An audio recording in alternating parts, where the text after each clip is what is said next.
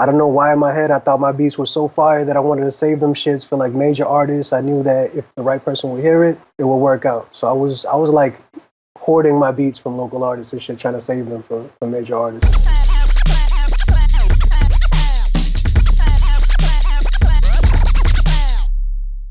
Peace, what's going down? It's DJ Payne 1. As always, I have a special guest with me. This time, it's a gentleman whose production career I'm learning a lot about. His name is Big Blizz. What's going down, sir? What's goody? What it do? How long have you been making beats? I've been making beats since I've been around like 16 years old. I'm 30 now, so like 14 years or so. Okay, so a fair amount of time. Was that still the era of the DAW, or were you using a lot of hardware when you first started? Nah, I was on a DAW. I started off on FL Studio, and I actually started off on Rock Battle. I think, were you on Rock Battle back in the day too?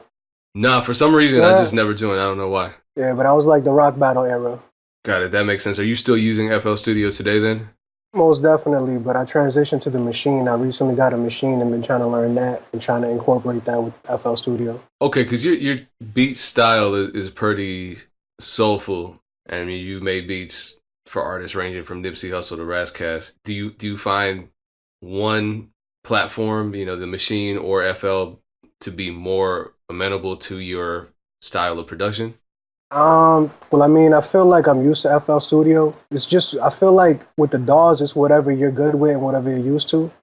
So I gravitated towards FL Studio and got used to that. So to me, it's easy to sample on there. It's just comes easy to me to get soulful shit done in FL Studio. What are some of your favorite plugins or kits that you use? Plugins or kits? I like using Omnisphere as far as plugins, Hive, Spire. Those are like my main three. Trillion, whatever it's called. You don't have any favorite kits? Kits, the Boy Wonder kits are fire. The throwback Boy Wonder kits are pretty good. Jazz Feezy got some shit. That's what comes to mind right now. What are some of the techniques that you can share to make those non-sampled beats still have the soul of a sample-based beat? Well, one thing that I used to do back in the day, which I still do here and there, is to sample your own shit. So you can like compose something, add some effects, delay, reverb, whatever, export it, throw it in SliceX and FL, and just sample the shit out of that. Or throw it in whatever sampler you have. SliceX is the way that you sample in FL, though, because I know exactly. I don't use FL, but there are a couple methods, right? You got Edison, you got SliceX, you got external plugins, third party like Serato Sample. Yeah. I fucks with SliceX and FL.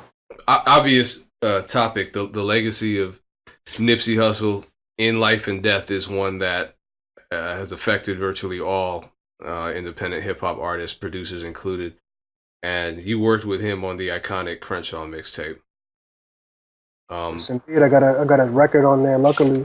Why do you say luckily? Just because I didn't personally know him. I honestly didn't even know of him before the record even dropped. I didn't even know he even recorded to my record until it dropped. Let's hit the pause button. How did that work out then, business wise, after it dropped? Because I think that's a pretty common experience for producers who work with industry artists or bigger independent artists to have a song drop without you even realizing it, and then the business gets handled after the fact. So was that the case for this situation? I mean, to be honest, when it dropped, I was a little upset because it was another artist that was holding it for a project, and it was two major artists that were on it, and I was in contact with the manager.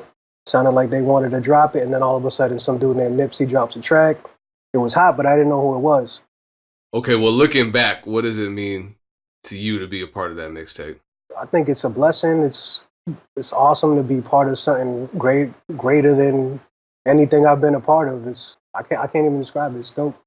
And I got a lot of recognition from that, and even though I didn't get any money personally like through Nip, I got a lot of other artists coming to hit me up after the fact, which was dope. That was a payment I got. I didn't get any type of upfront payment for that track. And was that just because it was considered a mixtape, or what was? Well, yeah. Yeah, he had told me that it was like gonna be on a mixtape, so it's not like an album. There was no budget for the mixtape, and that he was gonna try to work with me something in the future, and just left it at that. So that was the mixtape that Nipsey Hussle sold hard copies of for $100 each. Exactly. And that was a pretty groundbreaking strategy in an era where music is free. And he spoke on that context when he said, and I'll read the quote. He said, "Whether we accept it or not, buying music is a choice, not a requisite. When I think of the psychology behind what makes me purchase an artist's album, it's always a form of reciprocation, almost like a token of appreciation after I experience the product." And he ended up selling out in a day, including 100 copies purchased by Jay-Z. So, Yeah, that's dope. So just seeing that level of dedication from his fans obviously changed a lot of people's perspective, because the narrative out there is that music doesn't sell. And in the producer community, the narrative is that beats don't sell oftentimes. Mm-hmm. Definitely not easy. So how did witnessing that process affect or influence your approach to business and marketing yourself as a producer? I just, honestly, to be 100% honest, I never fully picked up the business game. That just off of doing that record, that just pushed my drive to cook up beats. Like, I have stockpiled beats. I got probably 1,000 beats on deck after that. So let's talk about the stockpiling of beats. You started licensing beats online. When did you start doing that? When did I start? When I first started, I was probably like 16 on a different beat selling site. Oh, because Rock Battle was a exactly licensing platform. Exactly. So you were an early adapter then, because before that there were very few options. Mm-hmm. I know there was SoundClick. Dudes were doing their thing on SoundClick. I never really hopped on that train, but honestly, my strategy was never really to sell beats online to local artists. I don't know why in my head I thought my beats were so fire that I wanted to save them shits for like major artists. I knew that if they heard it, the right person would hear it, it would work out. So I was like hoarding my beats from local artists and shit, trying to save them for major artists. I felt the same way, and ironically now looking back on that, I felt like that kind of held me back growth wise. Most definitely. I mean, yeah. What are some lessons you learned from that? Because a lot of producers are doing that to this day. So the lesson I learned is just that just keep cooking, because if you think you got your hottest beat right now, in a week or so you might change your mind completely. In a day or so you might make a better beat tomorrow. So it doesn't matter if you sell your favorite beat for $500, $300 or whatever. Your next beat might be even better, even more lucrative. So just keep cooking. You're gonna keep getting better.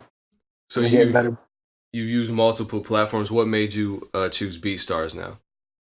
Beatstars, it seemed like the most reputable platform out right now. I just wanted to have a presence, and it seems like a lot of other producers are on there. I'm not like actively always selling beats on there, but as long as I have my beats online and like people can come listen to them, the Beatstars seem like a good place to do it. But obviously, you're running a pretty successful music production business. On which platform do you tend to get either more traffic to your Beatstars or just more business in general? Is it YouTube? Is it Beatstars itself? Is it advertisements, word of mouth?